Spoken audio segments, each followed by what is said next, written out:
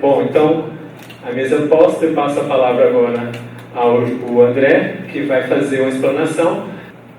Eu estava conversando aqui anteriormente com os organizadores e me encanta muito que a IBC possa ultrapassar os seus limites coletinos de produção, fazer o seu papel na construção de uma comunicação pública que ainda tem muitos caminhos a trilhar e que precisa sempre estar sempre renovando, ao receber um grupo que, de maneira corajosa, discute questões que tem uma pleiade, um compasso bem aberto, numa sociedade doente. Eu comentava isso com o professor, exatamente no sentido de que isso pode ser a cura. Questões como essa, que são pequenos tijolinhos que a gente vai construir durante a nossa vida pessoal, também encontra na coletividade, pessoas preocupadas em conjunto em discutir a virtude. E eu me lembro das aulas de Direito, de alguns professores eméritos que eu tive a felicidade de acompanhar no Largo São Francisco, em que algumas discussões eram sobre virtude, sobre vários pontos de vista, positivista, marxista, sob o ponto de vista aristotélico, sob o ponto de vista pré-socrático. Havia na filosofia do direito essa possibilidade de grandes mestres discernir exatamente sobre esse fato principal, que da tabela axiológica de Aristóteles ocupa o lugar principal, que é a virtude, o conjunto de virtudes humanas, não é uma única virtude. Mas uma das pessoas, eu me lembro, o Alfredo da Silva Teles, ele insistia em dizer que ele não aceitava simplesmente a ideia de que a caridade fosse a grande virtude, porque ele achava que a grande virtude era o princípio do homem que nasceu visando a paz, porque a paz englobava todas as virtudes humanas, porque é uma maneira de se relacionar no qual se permite tudo, desde que você não desapegue as questões, se desapegue das questões ligadas ao que faz a sociedade ficar enferma e doente hoje, que é o egoísmo, as práticas impensadas, a falta de caridade, a falta de comiseração, a falta de entendimento sobre a pobreza humana, a miséria humana, assim, em qualquer sentido, não é só famélica, mas também sob o ponto de vista intelectual, sob o ponto de vista das oportunidades. Então, gostaria de agradecer a presença de vocês aqui para discutir esses temas, porque parece ser o tema principal e necessário nos dias de hoje. Então, por isso, a necessidade de se estabelecer regras de contato, pontes entre movimentos como esse, movimentos pacifistas, movimentos em prol da conquista do conhecimento do que é a virtude, para que isso possa ser disseminado, para que isso possa ser divulgado. A IBC nasceu com essas características e hoje, até por uma coincidência muito favorável, ela faz 7 anos de vida, no dia 24 de outubro, da data da assinatura da criação, que depois aconteceu no dia 2 de dezembro, a primeira transmissão de 2007. Então, esse ano de 2014, nós fazemos 7 anos de lutas. Estamos aí em plena mudança, estamos aí num projeto de estruturação da parte administrativa, da mudança tecnológica. Então, tudo isso faz com que a gente possa ser um protagonista dessa mudança, com a responsabilidade que isso acarreta. E é evidente que, por exemplo, nós intentamos algumas ideias. E as ideias nunca nascem com unanimidade. Nascem, às vezes, como essa que está nascendo aqui, da virtude, da paz, da estrutura de um pensamento mais aberto, dando oportunidades para que todas as correntes de pensamento possam se encontrar, independente de cor, independente de matiz.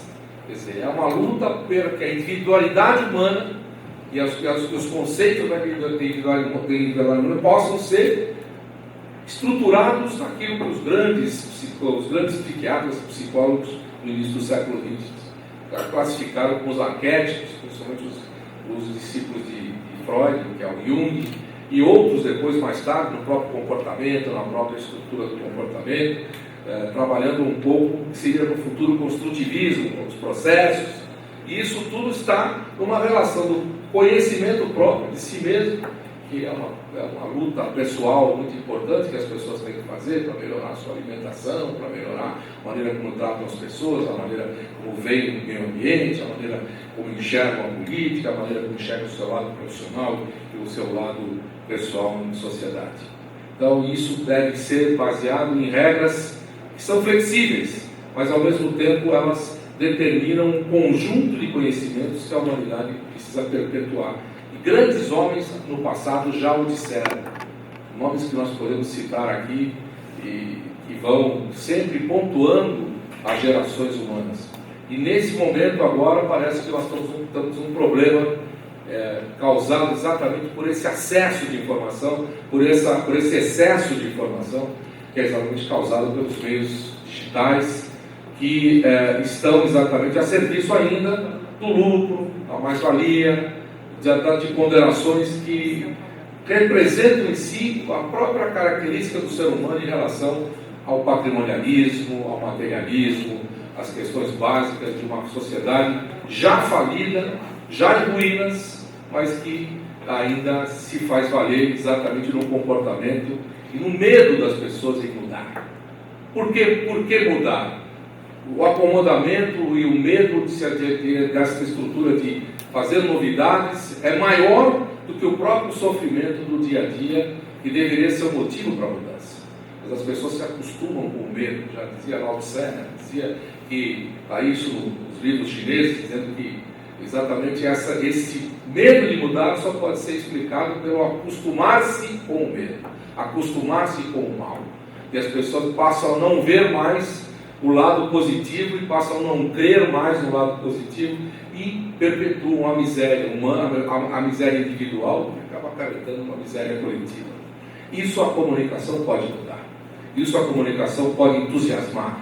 Isso a comunicação pode fazer como um efeito fundamental para trazer as pessoas de novo a um bom senso e a razão, para que elas permitam a diversidade, permitam a capacidade de enxergar o outro, permitam a capacidade de enxergar a si mesmo. Então, esse papel ainda nós não chegamos nesse nível na TV pública, acho que estamos um pouco longe ainda de discutir esses temas como um todo, mas a nossa programação já mostra isso.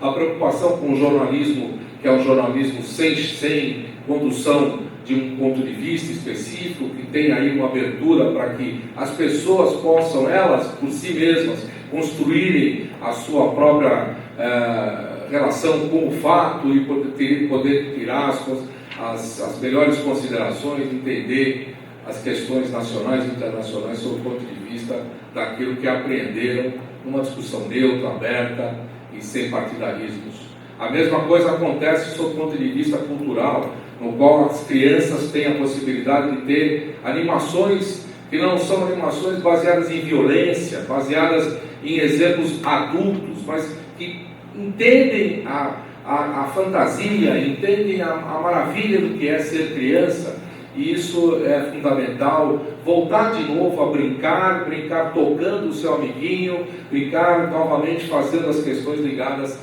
à própria relação de existência e de aprender a viver. E uma das questões fundamentais que eu acho exatamente da virtude é atender ao outro, principalmente o outro que tem menos capacidade em todos os sentidos, seja educacional, seja financeiro. Muito obrigado pela presença, muito obrigado por me escutar.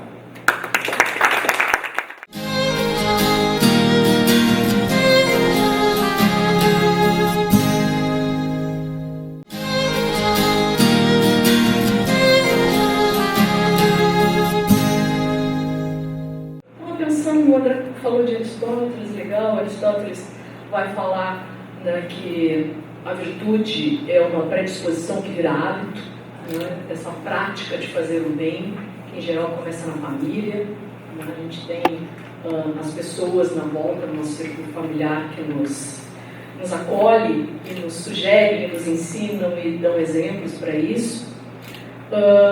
E que a gente acaba fazendo essa prática na vida cotidiana, junto com a família, depois junto com os amigos, junto com o entorno, com o nosso grupo social, com a escola, com o grupo religioso, que passa a conviver, com o grupo profissional, né? Aqui o Jonas aqui do lado, dos sindicatos jornalistas, né? No círculo educacional, se a gente está na universidade, né, Paulina? E isso é muito interessante como ela vai se reproduzindo. Então a gente tem pessoas que são voluntárias, a gente vê muito isso nas instituições religiosas, né? Eu me lembro que teve há pouco tempo um seminário sobre a pedagogia das virtudes lá na Comunhão Espírita, né? Ou seja, se falando, tem muito voluntariado lá. Tem pessoas que criam grupos de autoajuda, a gente encontra muito isso, as pessoas têm alguma doença e querem contar a sua experiência. A partir da experiência pessoal aparece muito essa virtude de compartilhar o bem, de transformar o limão numa limonada, e as pessoas criam associações ou um blog falando de determinado tema sobre autismo, hepatites, várias questões que a pessoa ou a família encontrou uma dificuldade e ela passa a divulgar aquilo para ajudar que outras pessoas não tenham mais, não encontrem a mesma dificuldade que ela. Isso é uma bela virtude, porque a pessoa passa por um problema e ela consegue fazer com que isso seja transformado numa forma de olhar o outro e colaborar com o outro. Tem pessoas também que estão preocupadas com o entorno, né, com a sua vila, com o seu bairro, né, e acabam criando associações de bairro para ajudar os grupos, as crianças. Criam uma creche informal, uma vizinha que ajuda as outras mães para elas poderem trabalhar. Né? E depois nós temos também aquele grupo de pessoas mais preocupadas com as transformações sociais, que vão para um partido político, vão participar ativamente de alguma instituição, né, para transformar e ter uma sociedade mais equilibrada. A gente também tem empresas, não pode se falar que sejam só pessoas, ou grupos, ONGs, as ONGs também trabalham muito, né, para o bem comum, para praticar essa qualidade de praticar o bem. Empresas preocupadas com o social, com o meio ambiente, né? E isso, com certeza, reflete no jornalismo e na mídia. Porque quando a gente pensa em comunicação, a comunicação, na origem da palavra, né, ela já traz em si o dialogismo, a possibilidade do diálogo, de conversar com o outro. Né? E se a gente recupera isso para pensar a virtude e para pensar o praticar o bem, né, a gente passa a trazer de volta a ideia de uma comunicação que possa conversar com o outro. Eu fico pensando que pensar na virtude está sempre, ela tem que começar sempre com o sujeito, né, com a pessoa, com o indivíduo. Porque quando a pessoa começa a se olhar e começa a olhar e escutar o outro, a perceber o outro, é que ela desenvolve essa habilidade, essa qualidade de praticar o bem e de se preocupar com o outro. Né? E aí, quando tu passa a olhar o outro, tu também olha essa pessoa como um cidadão, como alguém que tem direitos, tem responsabilidades, né? E que tu não é nem melhor nem pior que o outro, né? Mas que essas pessoas têm direitos iguais. Né? E a qualidade de pensar o bem comum, está muito ligado a tu ver o outro como um ser humano igual a ti, independente de gênero, de raça, de credo, de nível social, de nível cultural. Né? E aí, né, é pensar a sociedade como um todo. Porque senão, como o André diz, é uma sociedade que fica doente. Né? Algumas pessoas podem muito, seja na área da educação, da economia, da cultura, da política, e outros que não podem nada, ou podem muito pouco.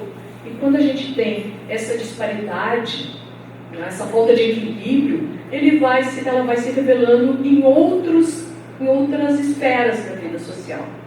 E aí vem, né, tentando fazer essa ponte entre comunicação, entre ser humano, sujeito, ser humano, ser social, e comunicação, pensando a comunicação como diálogo e inclusão social, né, vem a gente pensar também que nós vivemos num mundo com muitas tecnologias, né, mas também um mundo cada vez mais complexo, que não é mais simples a gente falar, eu respondo o mundo por uma teoria só, por uma questão só, e isso já dá conta do mundo e do universo. Não. Nós vivemos em sociedades complexas, onde a economia está ligada à cultura, a cultura está ligada à educação, a educação está ligada ao meio ambiente, o meio ambiente está ligado à tecnologia, e nenhuma é mais ou menos que os outros. A religiosidade, ou melhor que religião, a espiritualidade, olhar a gente como um ser integral, né? Pode ser desde o ponto de vista da energia, ou do ponto de vista da crença mesmo, pensar como um todo e não só em partes, porque nós vivemos numa sociedade, inclusive no mundo acadêmico, e aí eu já falo desde o mundo acadêmico, que pensa as partes e não o todo. E aí a gente já ensina os jovens a pensarem recortados, em caixinhas. E ao pensar isso, a gente chega no mundo do trabalho pensando em caixinhas. E aí o que acontece? Nós temos ótimas instituições, cheias de boa vontade, como o caso da EBC, que é uma empresa de comunicação pública, onde as pessoas, os diferentes setores, não se conhecem, não dialogam, e os projetos não são conjuntos. Então, está acontecendo um evento, vamos começar pela própria EBC, está acontecendo um evento dentro da EBC, né, que tem pouquíssima gente, que é uma lástima, porque está aqui para falar de virtude, está aqui de falar de como a gente pode pensar o bem, pensar o bem comum, né? Isso mostra como a gente vive em caixinha. Eu tenho certeza que ninguém fez isso por malvadeza, por sacanagem, por querer, né, incomodar o outro. Não! É falta de prática, é falta de cultura de colaboração, de cultura de pensar, isso nós temos que fazer conjuntamente, não lá no final, não, vou chamar o fulano, mas desde o processo de pensar isso. Seja uma pauta, né, seja uma estrutura de departamento, seja um projeto estratégico para 2022, 2025, 2030.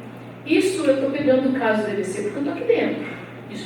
Isso cabe muito para as universidades públicas ou privadas, cabe muito para os sindicatos, para as federações, para as ONGs, que em geral, mas o espírito colaborativo, o espírito de solidariedade, o espírito do bem comum, a gente não tem. A não ser que tu tenha em casa, com pessoas virtuosas, tu é pouco estimulado na sala de aula. Aliás, tu é estimulado no discurso, mas tu não é estimulado na prática do dia a dia.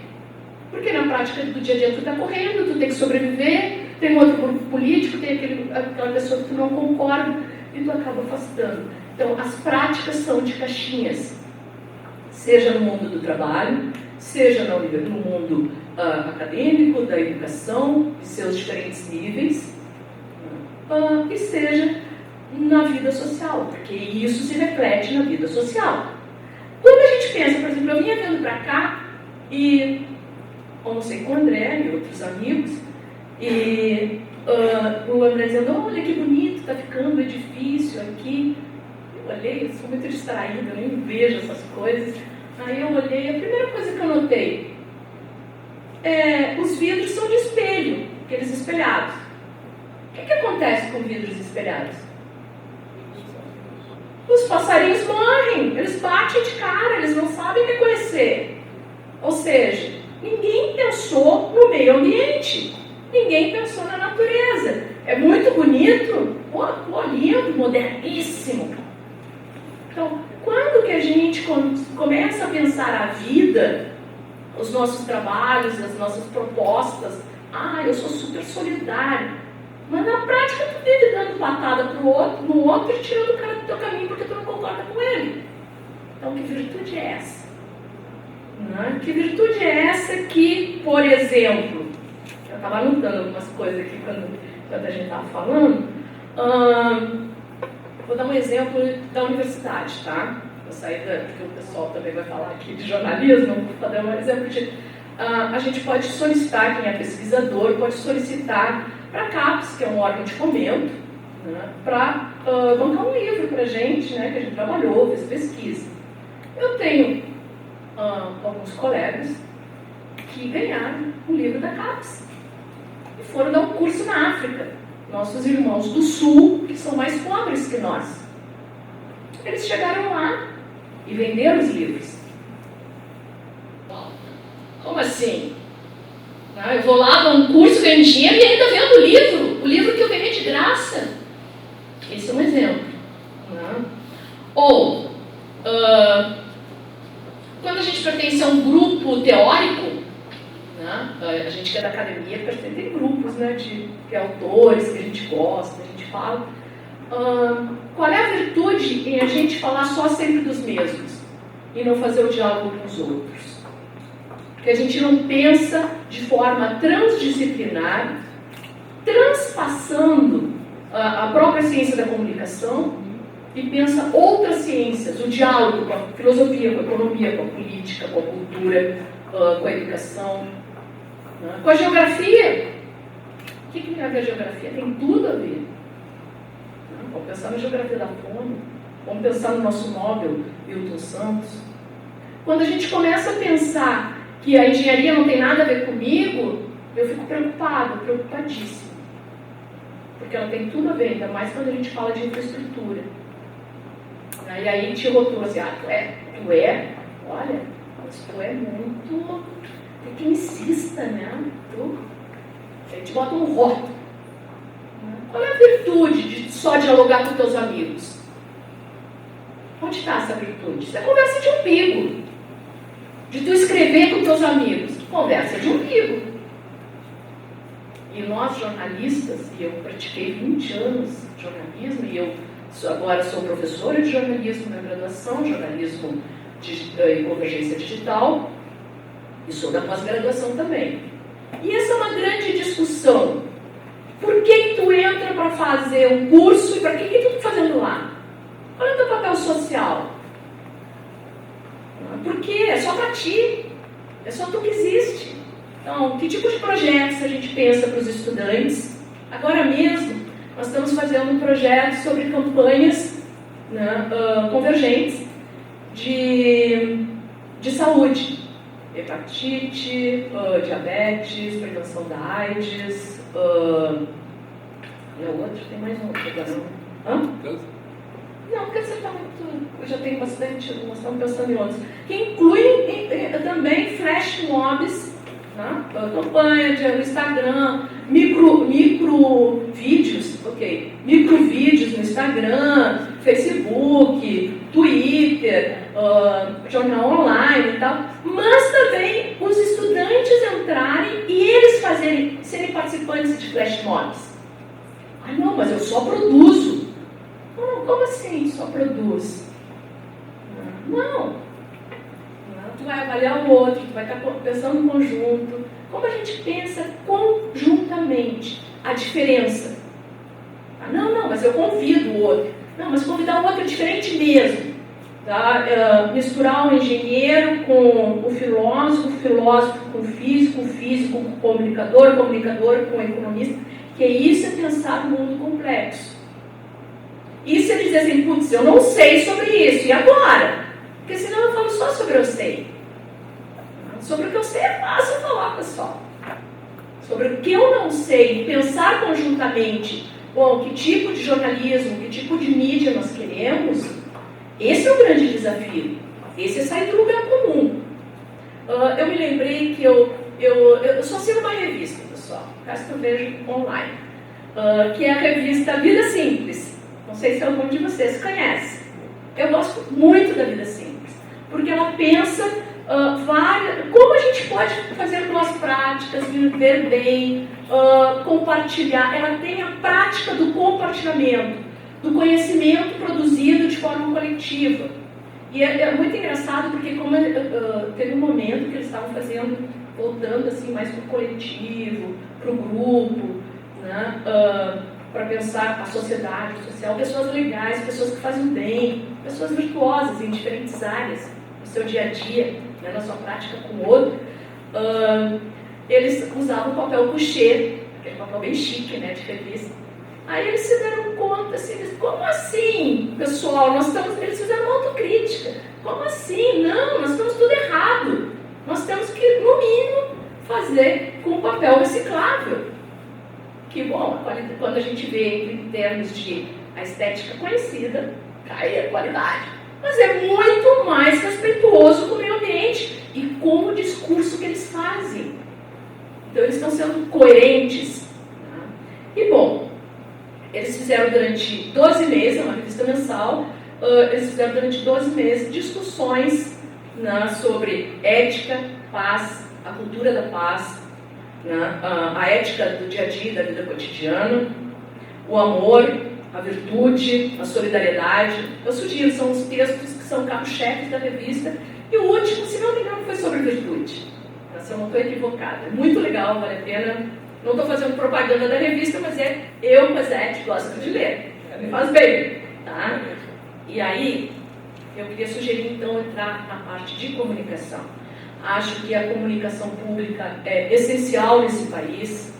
Tá? A gente tem que parar de pensar. As pessoas confundem comunicação, a gratuidade da TV como se ela fosse pública. É o cúmulo do cúmulo. Se a gente conversa com pessoas do dia a dia, né, algumas chegam a confundir a Globo como algo público. Não, ela é privada. Ela é muito privada. Ela responde a interesses privados. Nós precisamos que a comunicação pública tenha muito mais força do que ela tem, não só no Brasil, como na América Latina e nos países do Sul. Ela é o nosso carro-chefe. Ela que pode mostrar um outro tipo de país, um outro tipo de sociedade. Isso faz toda a diferença. E assim, quando a gente está falando de comunicação pública, eu não estou falando só de jornalistas. Eu estou falando de jornalistas, eu estou falando dos administrativos, dos técnicos, eu estou falando de todas as pessoas que fazem parte.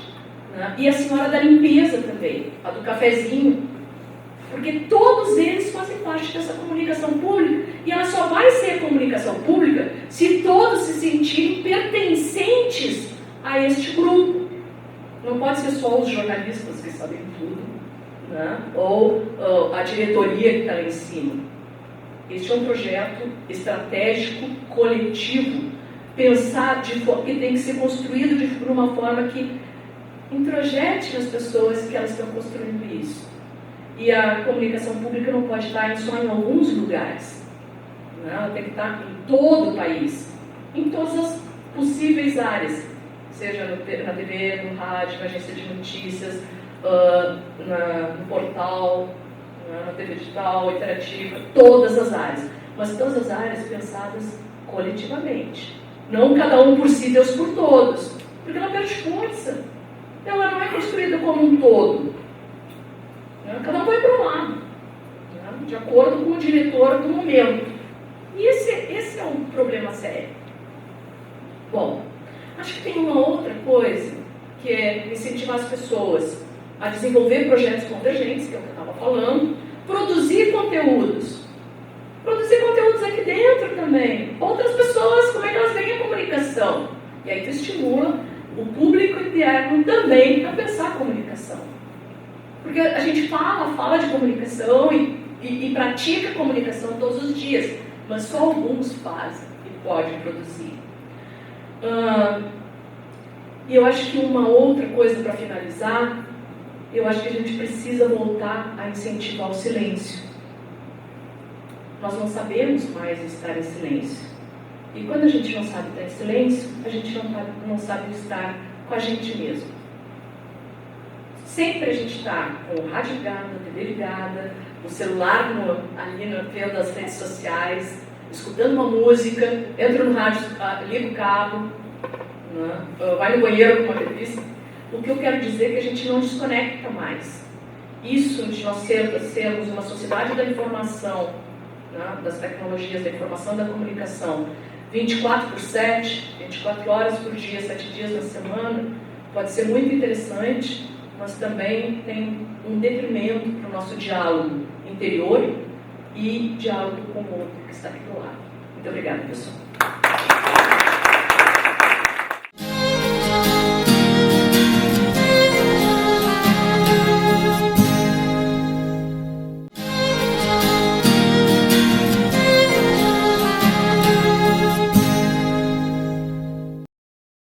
Queria começar parabenizando, porque é fundamental a gente debater a comunicação no contexto da sociedade. Existe um risco muito grande dos comunicadores olharem para a comunicação como um fim em si mesmo e como algo isolado da sociedade. E acho que tem um subtítulo ali, não sei se dá para ver, que é Em Busca de um Novo Modelo Civilizatório. Eu acho que a gente precisa o tempo inteiro pensar a comunicação diferente, pensando em qual sociedade a gente quer. E aí, em relação a esse ponto de vista, a gente precisa ter um diagnóstico em relação ao que a gente tem hoje. Então, assim, a gente precisa compreender o que a gente vive para saber para onde a gente quer caminhar e de que maneira a gente quer caminhar. E no nosso entendimento, hoje, a comunicação tem um papel central na sociedade, mas um papel que não é de construir um modelo civilizatório baseado nas virtudes, baseado na justiça social e uma série de outros valores de igualdade e equidade na sociedade. Ao contrário, a comunicação, como outras esferas da sociedade, se constitui como um nicho de mercado, e não só como mercado em si próprio, mas como um suporte para a realização da troca de mercadorias como um todo. Um exemplo claro disso é a publicidade. Publicidade existe exatamente para que os produtores de mercadoria possam fazer com que a sua mercadoria possa chegar e possa ser consumida. E aí, desse ponto de vista, a comunicação precisa ser vista dentro desse espaço de centralidade do capitalismo contemporâneo. Outro papel que é importante é o papel das tecnologias da informação e da comunicação. Quando a gente vai e faz uma operação simples como vocês almoçaram, alguém deve ter pagado com cartão de débito, provavelmente. Quem pagou com cartão de débito, quando passou o cartão de débito, aquele débito que a gente tem automático na nossa conta é permitido e é viabilizado, porque hoje a gente tem uma lógica de tráfego de dados que nos permite fazer não só isso, como fazer aplicação na bolsa de outros países e fazer com que o dinheiro e o capital como um todo consigam trafegar numa velocidade impressionante. E o Marx já dizia que um dos objetivos centrais do capitalismo era anular o espaço pelo tempo. E hoje, com as tecnologias da informação e da comunicação, a gente tem isso. Tão importante quanto essas duas funções mais econômicas é a função de formar visões, constituir identidades e colocar agendas para a sociedade. Nós estamos fazendo esse seminário hoje há 2 dias do segundo turno das eleições. Então, a gente está falando de uma coisa que a gente está vivendo hoje, que a gente está vivendo há não sei quantos meses e que a gente vive no dia a dia. Não é só formar a visão e os valores das pessoas sobre questões mais estruturantes. Nessa eleição apareceu muito fortemente a discussão sobre a solidariedade versus a meritocracia. A meritocracia como um valor que diz que a gente não pode entender uma sociedade desigual e cada pessoa está ali pelo resultado da somatória das ações dos seus antepassados e dela própria, e não porque existe um contexto social naquilo. Então, assim, hoje há um debate que se dá por meio dos meios de comunicação e que os meios de comunicação, ao escolherem dar determinada abordagem e não outra, reforçam determinadas visões de mundo. Isso mostra que, mais do que também o debate cultural e dos valores, os meios de comunicação, inclusive, atuam na agenda política, não só no Brasil. Na Argentina é a mesma coisa, nos Estados Unidos é a mesma coisa, na Europa é a mesma coisa. Nós estamos falando que é uma realidade das sociedades contemporâneas. A gente tem, inclusive, no Brasil, um sincericídio da Judite Brito, que era presidente da NJ, e que ela não teve pudor de dizer que, como a oposição estava enfraquecida, cabia aos meios de comunicação fazer um papel de oposição. Então, assim, a gente tem uma lógica de reconhecimento pelos próprios veículos de um papel partidário. Assim como a gente já teve o Obama, no início da sua gestão em 2008, dizendo que não daria entrevista para a Fox, porque entendia que aquilo era um partido político, não uma emissora de comunicação. Tudo isso para dizer o quê? Que hoje a gente tem uma sociedade altamente dividida, uma sociedade em que a questão da sustentabilidade está cada vez mais colocada, uma sociedade com déficit democrático imenso e uma sociedade que não consegue dar vazão à sua diversidade. E no entendimento do coletivo Intervozes, olhar a questão das virtudes significa olhar as virtudes numa perspectiva coletiva e não individualista. Não é a virtude do indivíduo, porque inclusive a gente corre o risco de cair no debate da meritocracia. Porque se eu tenho que incentivar a virtude do indivíduo, essa virtude vai ser reconhecida a partir do momento que aquela pessoa faz por merecer ter esse reconhecimento. Não, que a gente precisa buscar o reconhecimento da virtude numa perspectiva coletiva. E para o nosso coletivo, o paradigma que faz com que isso seja possível é o paradigma dos direitos humanos. E aí, sem qualquer tipo de disputa em relação aos termos, acho que a gente pode, exatamente ao reconhecer o outro, né, Cosette, não necessariamente falar a mesma língua e os mesmos termos, mas trabalhar com conceitos que caminham no mesmo sentido. E os conceitos que, do nosso ponto de vista, traduzem essas virtudes do ponto de vista coletivo, é a conceituação, ou são os conceitos dos variados direitos humanos, entendidos aí na sua interdependência. A gente precisa de determinados direitos para garantir outros. A gente precisa do conjunto dos direitos humanos para ter uma sociedade socialmente justa, ambientalmente sustentável, culturalmente diversa e tolerante e politicamente democrática.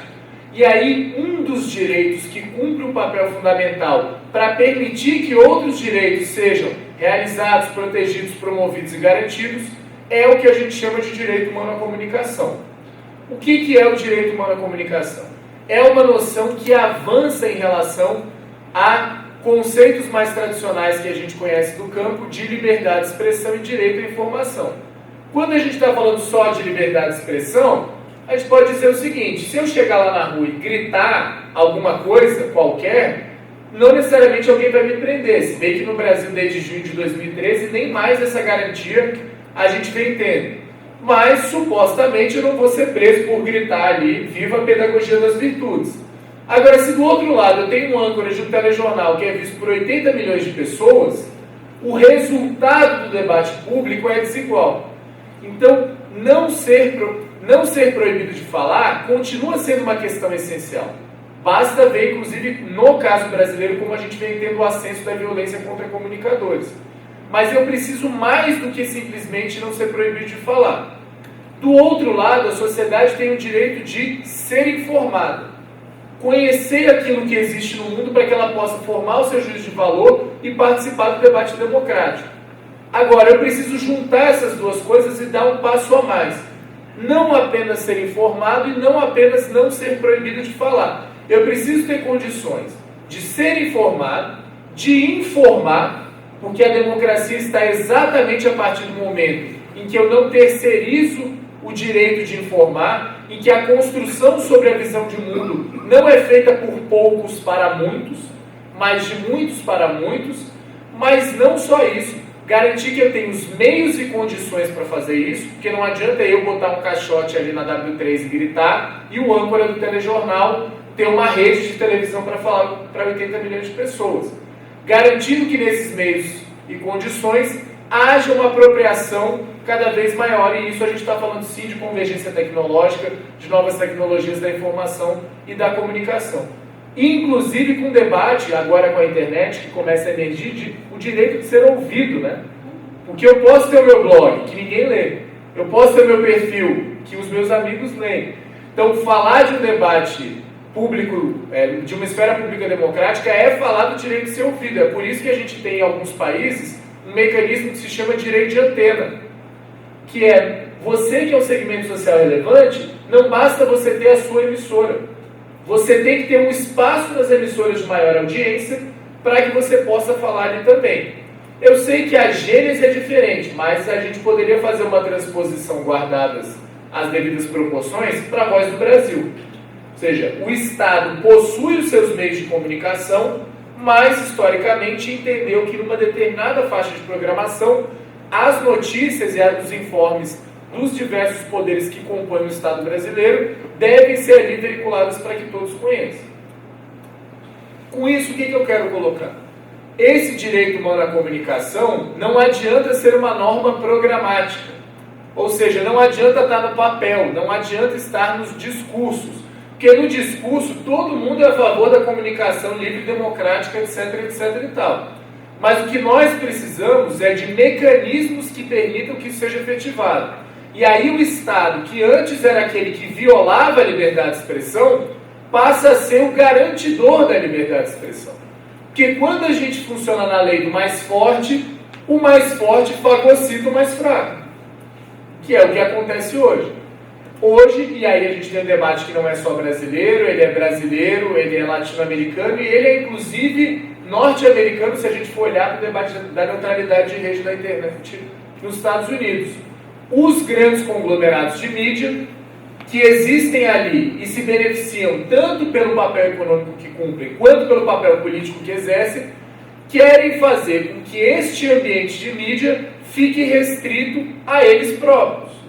Porque assim eles podem tentar influenciar uma eleição com uma capa de revista, ou com um debate a 2 dias da eleição, ou de diversas outras formas. Do outro lado, a gente tem todo um movimento que, ao incorporar um projeto de sociedade justo, sustentável, democrático, diverso, considera que o ambiente de mídia tem que refletir isso. E para refletir isso, nós precisamos de marcos regulatórios, de políticas de comunicação que garantam um equilíbrio dentro dessa esfera pública midiática, que garantam que os segmentos que são minorizados possam se expressar. E aí, o que a gente precisa para isso? Em primeiro lugar, políticas claras de combate à concentração dos meios de comunicação. Qual é a grande discussão hoje? 5 anos atrás, na Argentina se aprovava a Lei de Serviços de Comunicação Audiovisual. Até hoje a Argentina tenta fazer com que o principal agente de mídia lá se desfaça da sua propriedade naquilo que vai além do que a lei permite.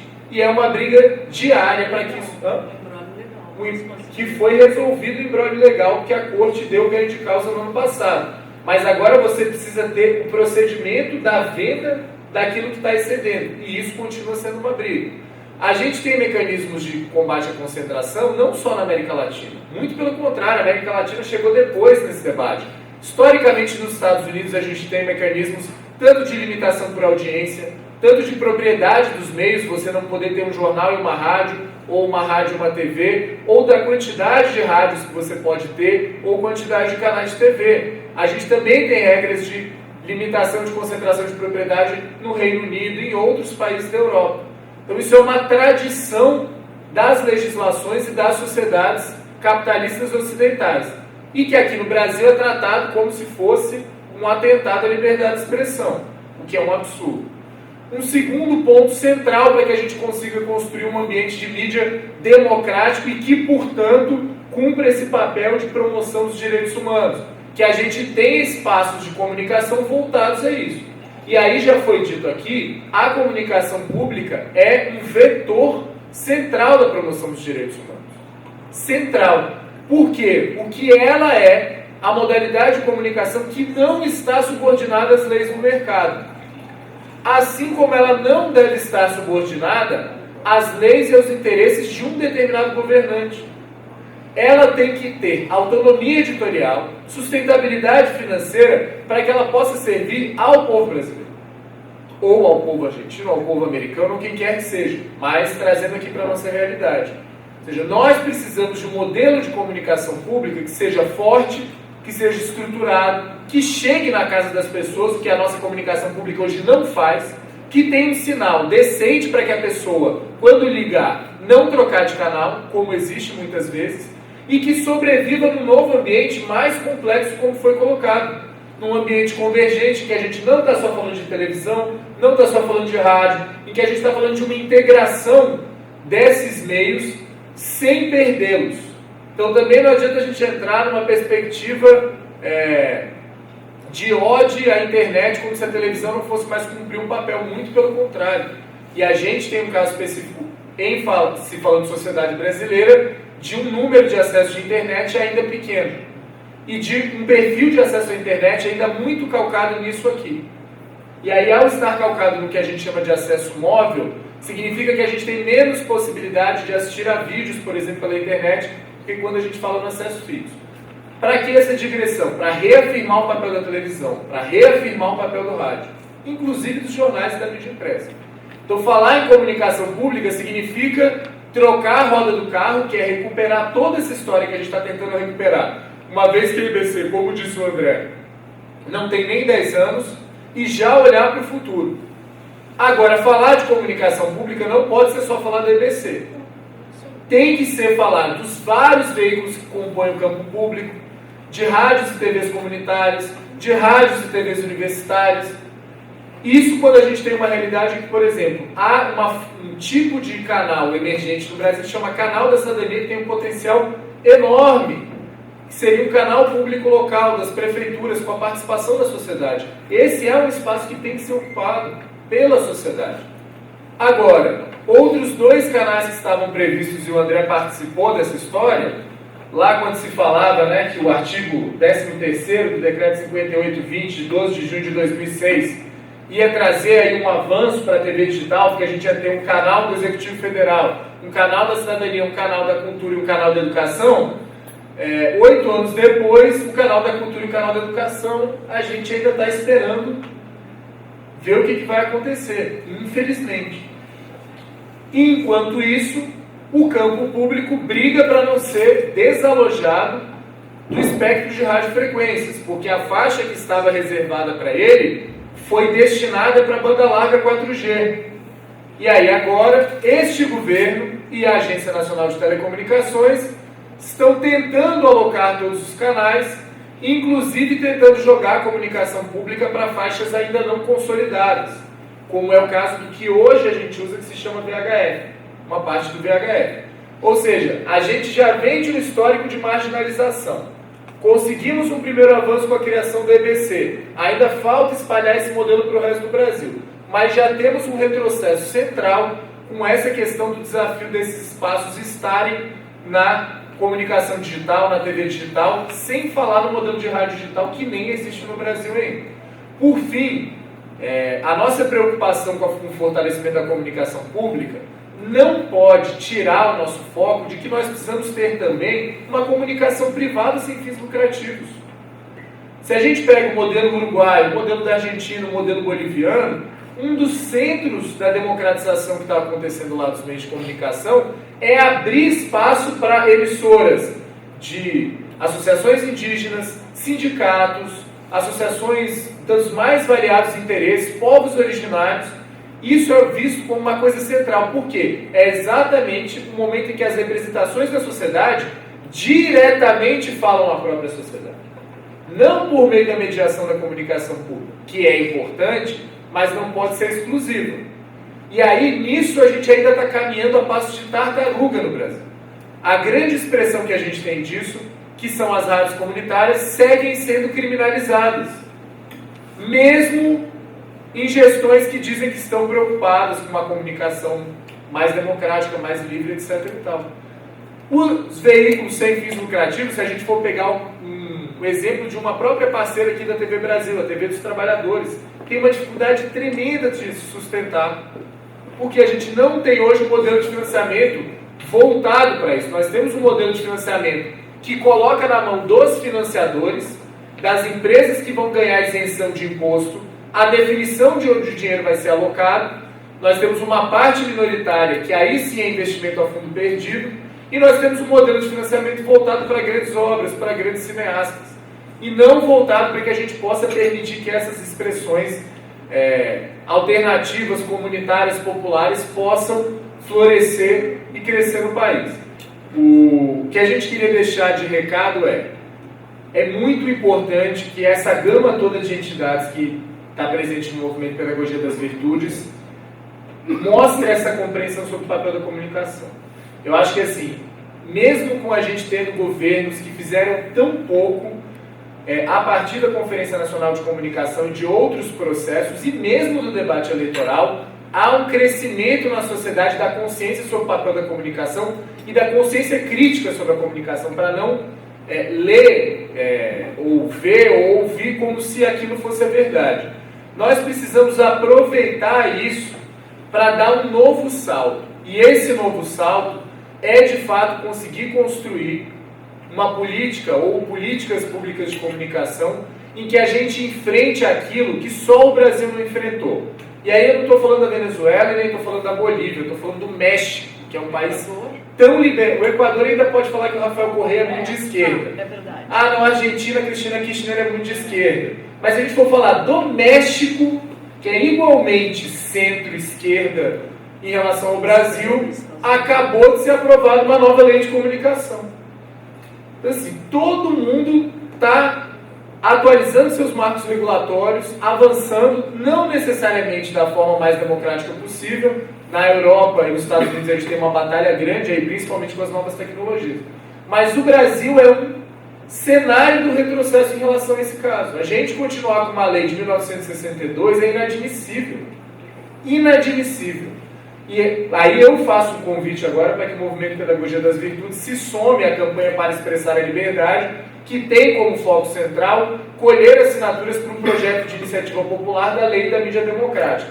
Ou seja, nós paramos de falar genericamente de democratização da comunicação e botamos no papel aquilo que a gente quer. E a gente acha que, a depender do que serão os próximos 4 anos, é possível avançar, mas só vai avançar com pressão e com participação da sociedade. Muito obrigado.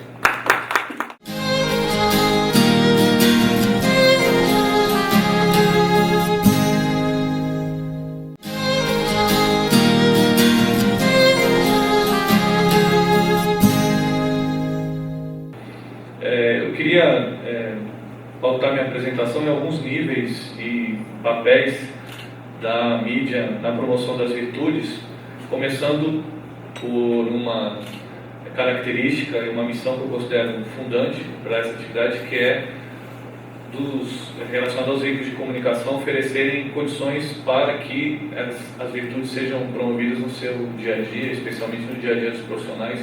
Ou seja, acho que é inicialmente muito importante falar da necessidade de um ambiente de tecnologia e de treinamento e de ações permanentemente desenvolvidas dentro e fora dos veículos de comunicação para que a virtude, ou seja, para fazer uma prática em promoção do bem, aconteça. E eu acho que isso significa também criar mecanismos permanentes de aperfeiçoamento do ambiente interno para que essa responsabilidade de promoção da virtude aconteça. Isso é particularmente sensível na realidade brasileira, porque nós temos algumas características bastante significativas na relação dos empresários com os trabalhadores, que se materializam de diversas maneiras, mas que eu exemplificaria pelo menos de 2 formas, né? Através do alto grau de paralelismo político, né? Ou seja, o fato de que nosso país é bastante caracterizado pelo interesse político partidário de empresários da comunicação, ou pessoas ligadas à comunicação.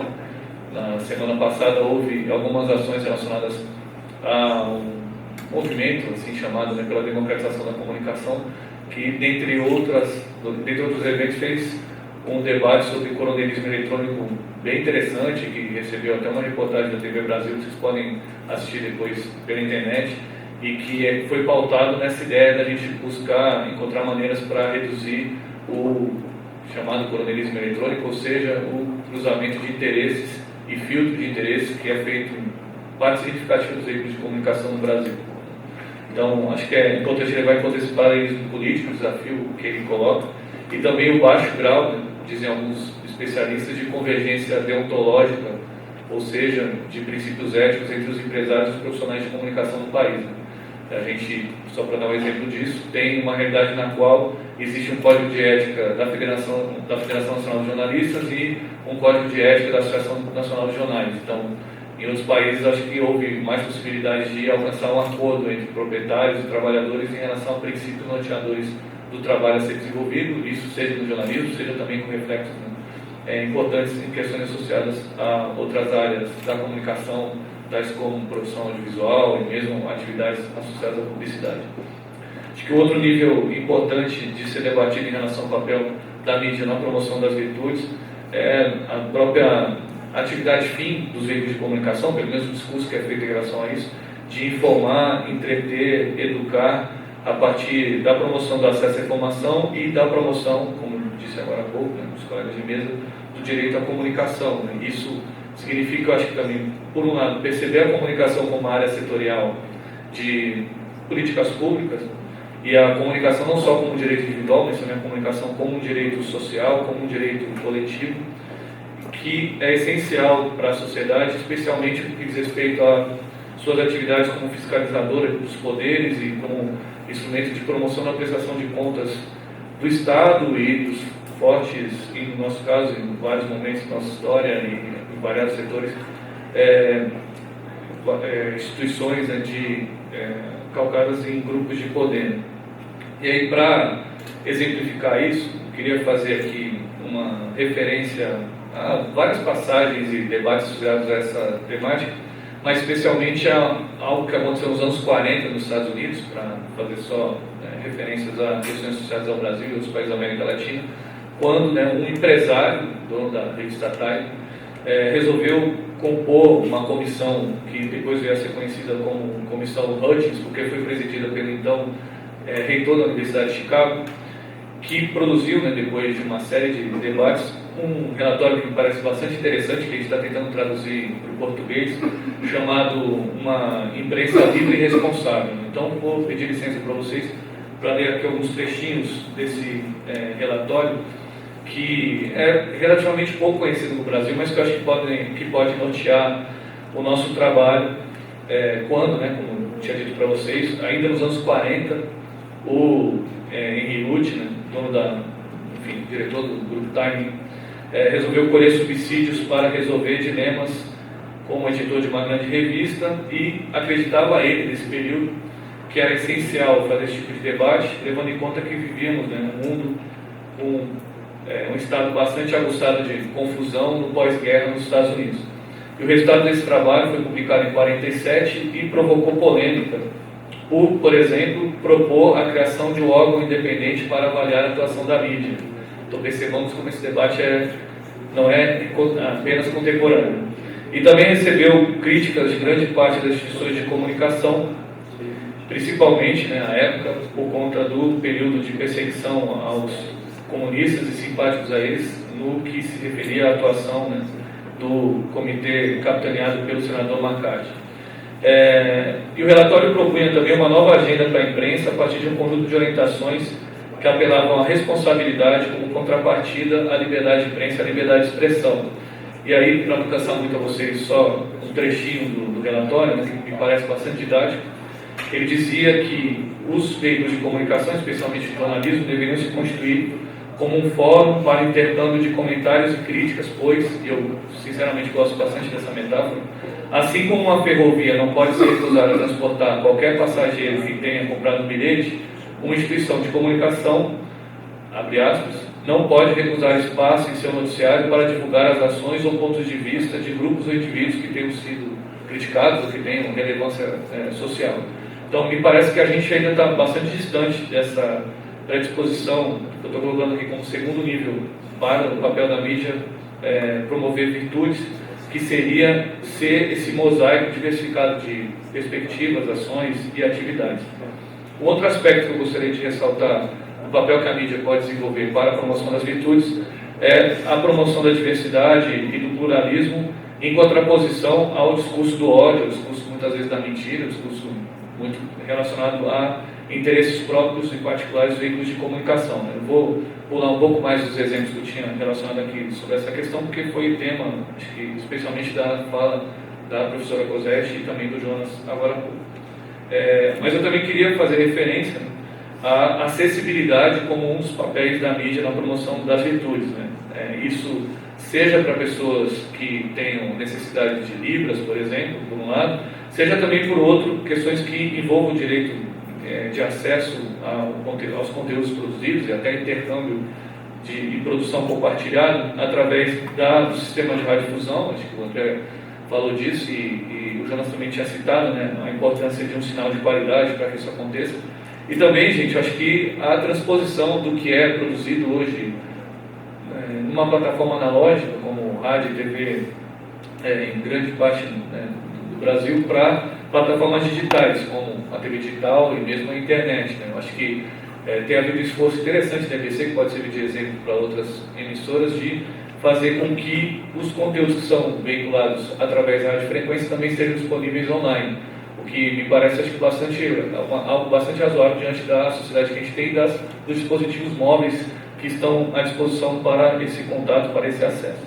E aí, para fechar os meus minutinhos finais, eu queria dar um pouquinho mais de ênfase a algo que me parece bastante significativo e diretamente relacionado ao papel da mídia na promoção das virtudes, que é a criação de canais de autocrítica e prestação de contas, especialmente voltados para a execução de princípios acordados com a população e também para estimular que o público tenha condições de interferir, de dialogar com os conteúdos veiculados. A gente, desde 2008, tem uma atividade conjunta, compartilhada entre a Universidade de Brasília e a EBC, que, dentre outros produtos, gerou esse livro chamado Comunicação Pública e Debate, Ouvidoria e Rádio, está disponível online, em PDF aberto, dá para encontrar aí pela internet, além da versão impressa que foi feita pela editora da UNB, também em comemoração dos 50 anos da nossa universidade, que traz na página 67 a transposição dos princípios que a Lei 11.652 estabelece para a comunicação pública no Brasil. Já que a gente está comemorando hoje o aniversário da EBC, eu acho que nunca é demais levar em conta que, dentre os princípios que a EBC estabelece, está seguir as finalidades educativas, artísticas, culturais, científicas e informativas que a Constituição determina, e também a autonomia em relação aos poderes públicos, a promoção do acesso à informação, respeito a valores éticos, sociais da pessoa e da família, fomenta a construção da cidadania e participação plural da sociedade civil no controle da aplicação dos princípios do sistema público de radiodifusão. Para que esses princípios sejam colocados em prática, a EBC tem dois mecanismos bastante interessantes, razoáveis, que dialogam com alguns graus de possibilidade de promoção da participação da sociedade dos veículos de comunicação que foram sistematizados nessa edição, especialmente pelo professor Luiz Martins, que eu acho que muitos aqui conhecem, e que é nosso colega na Faculdade de Comunicação, que diz que é essencial que a empresa designe dentro dos seus quadros ou espaço para a atuação de um profissional que faça essa mediação, ou que recrute na sociedade uma pessoa notória capaz de fazer essa conexão entre a instituição de comunicação e o público, ou que abra uma representação colegiada do público para fazer essa mediação, a exemplo de conselhos de ouvintes, conselhos de leitores, conselhos de telespectadores, ou até crie condições para estabelecer parcerias, a exemplo do que a gente tem feito entre a EBC e o UNB, e também busque utilizar dos recursos tecnológicos para fazer esse diálogo. Então, me parece que é essencial que, para a execução dessa missão que discutimos nessa mesa de hoje, haja espaços para parcerias das empresas de comunicação, especialmente empresa pública de comunicação, com organizações da sociedade civil, com acho que universidades, instituições variadas de educação, para com isso disseminar os conceitos associados ao direito à comunicação, por um lado, e também, por outro, garantir com que haja uma formação mais diversificada, plural, dos profissionais, isso estou falando, claro, da minha aldeia, de onde eu saio, das instituições de ensino, que vão atuar posteriormente nos veículos de comunicação. Então, eu destacaria esses canais de mediação, de diálogo com o público, como essenciais para o aperfeiçoamento do conteúdo e, claro, para desenvolver uma relação mais pautada no direito à comunicação e na percepção da comunicação como direito coletivo e social e não apenas como um direito individual. E aí, para concluir, gente, eu queria fazer uma referência, uma homenagem ao falecido embaixador Sérgio Vieira de Mello, que tem um texto muito interessante, recomendo aí para quem tiver interesse depois e quiser encontrar, publicado no Observatório da Imprensa, chamado A Responsabilidade Pedagógica da Mídia. É fácil conseguir encontrar.